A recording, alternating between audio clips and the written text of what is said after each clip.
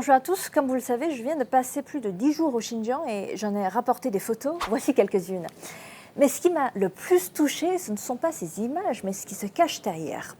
L'histoire de ma photographe et maquilleuse locale. Alors, laissez-moi vous raconter son histoire. Alors, je l'ai rencontrée dans la ville de Kucha, elle est responsable d'un studio photo. Originaire du Sichuan, elle m'a expliqué qu'elle était arrivée il y a 10 ans, très inquiète. Est-ce que je vais réussir à m'intégrer ici avec toutes ces ethnies différentes? Et puis, elle a été accueillie avec une telle chaleur humaine que ses doutes ont volé en éclats.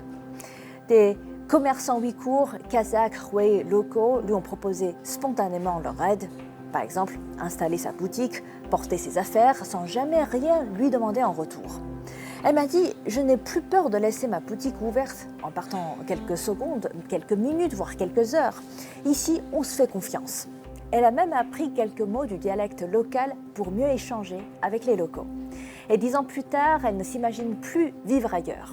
Ce genre de récit au Xinjiang, ce n'est pas l'exception et c'est la norme.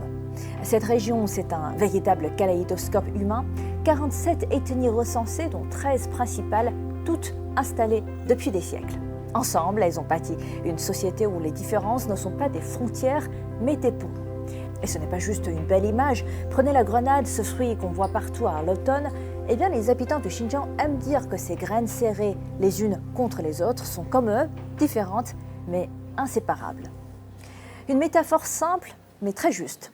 Cette cohésion, on la voit aussi chez les jeunes. En 2024, 86 000 collégiens et lycéens du Xinjiang ont voyagé dans d'autres provinces pour des échanges scolaires. Et le gouvernement régional a même lancé des programmes pour encourager le vivre ensemble. Habitat mixte, initiatives culturelles, tourisme communautaire. Résultat, en 2012, le Xinjiang recevait 48,6 millions de touristes et en 2024, 302 millions, soit une multiplication par plus de 5 en 12 ans. Et ce n'est pas juste une affaire de chiffres, c'est aussi la preuve que quand les gens se rencontrent, échangent, partagent, ils reviennent et ils parlent du Xinjiang autrement. Alors oui, le Xinjiang est beau, mais ce qui le rend vraiment remarquable, c'est la manière dont ses habitants, tous différents, ont choisi de vivre ensemble. Et ça ne se photographie pas, ça se ressent.